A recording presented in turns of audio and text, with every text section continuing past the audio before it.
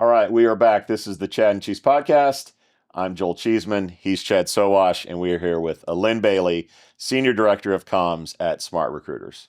Well, I feel like the agents, though, makes it a little bit easier because everybody wants to feel special with their own process. Absolutely. And now they can feel special with their own agents and being able to actually adopt those own agents that could be more standardized to a better process methodology that you guys have actually seen over the years. But then still, it's that customized feel of having an agent, much like ChatGPT feels like for anybody who uses it. Right.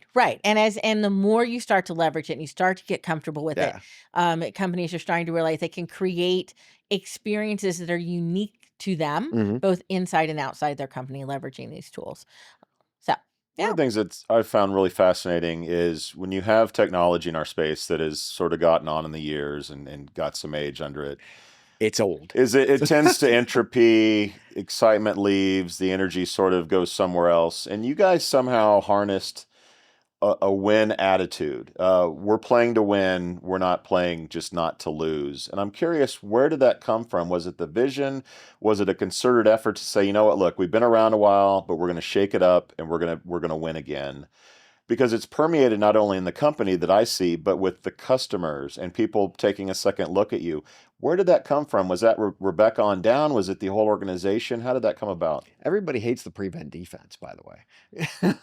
The four corners. Remember that? Yeah. The four corners. Right. Yeah, exactly. It's a great question. I think it is a perfect storm. It's a perfect storm of moments, right? The right team. Right. And it's an interesting team. People would say, you look at us and say, we're pivoting. We're looking at doing things in a different way. We're looking at things doing a new way. You would think it's a whole new group of people who have shown up on the plate. That's not the case. Our senior VP of engineering has been with the company over a decade, almost 12, 13 years. He built the original components of the platform, right? Rebecca is a returner into this space, right? Kind of the old product leader coming in and taking over the helm as the CEO. Our tenure across our organization is vast, right? We have everything from new people in the door to people who have been there 5, 10, 15 years, right? So the energy really comes from an alignment around the vision. Like there's a, when we start to see it work, and we're starting to see it work, we're seeing customers who are in our design labs who are actually trying this stuff out and are getting excited about what they're capable of doing. It creates momentum and excitement, right? And we have more and more of that dialogue and conversation around it. We start to see it working with these use cases.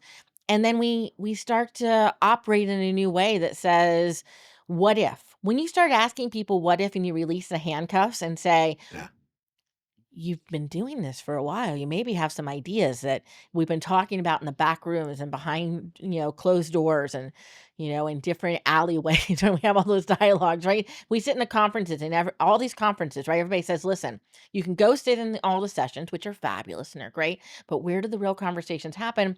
They happen in the hallways. They happen in the booths. They happen around the corners, After hours.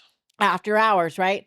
I think our company has started to build this energy around saying, if we took all those after-hour conversations, what could we do? That gets exciting. People get energized about those. So vision, a little bit of seeing it actually come to fruition, and that's exciting. And then really great leadership coming in and saying, I release the handcuffs. What would you do? Release the Kraken. Release the Kraken. That's a great way. Release the Kraken. So the AI Council in itself, talk a little bit about that. And I mean, why AI safety? I mean, obviously adoption is happening much faster than I think most of us thought it would happen because of OpenAI and people really using it on their phones every single day. So it's not, I don't think it's as hard for us to be able to push for adoption. What was the safety, the risk part of that you guys wanted to try to wipe out of there? Right. Well, first off, I don't think we can wipe it out, and that's been part of our honest dialogue with both our customers and by the way, just general people within the industry. AI is really cool. It's going to do some really neat stuff, right? We're really excited about it. Mm-hmm. But it also has the potential to do some really scary things, because at the end of the day, we're looking at all this great tech, but all this great tech is based off of what we've been doing already. When we talk about large language models, what are they learning off of? They're learning off of data and processes and systems and That's biased. behaviors that's biased, because we as humans, I hate to tell everybody, we are like really not great. Like, we are horribly biased, right? We Yes. just, by our nature. Technology is going to be biased too, because technology is built off of how we operate and think. Mm-hmm. So if that's the case, you add that challenge in. Now you also add in the challenge of, we're a global company. Our footprint is in over 100 countries, right? Like, we are all over the place. Yeah. Every country today, every state today, every region today is trying to build its own set of AI guidelines, laws, regulations. That's very complex, very hard thing to navigate. At its root, talent acquisition, HR in general, has been based on a compliance methodology, right? So we are a group of people who like to say that we're really cutting edge. And when I say group of people, I'm talking about talent acquisition. Yeah.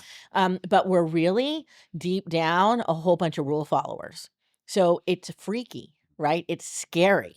Says, oh, so we've got this challenge. As a comms director, I look at it and say, okay, you got a lot of people who are interested in having backroom conversations about AI, but they're also very scared, very worried, unsure of how this is all going to work. Mm-hmm. And Rebecca says this really well. You only get one chance to put AI into your organization or to start to implement it without it leaving some sort of taste in everybody's mouth.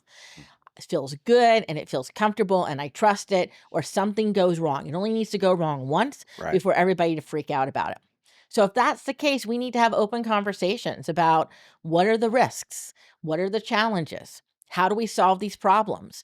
We don't know all the answers. We didn't want to go into a black box and create all the answers ourselves. Right. So we invited customers in, customers from around the world, customers from our big companies, from our small companies.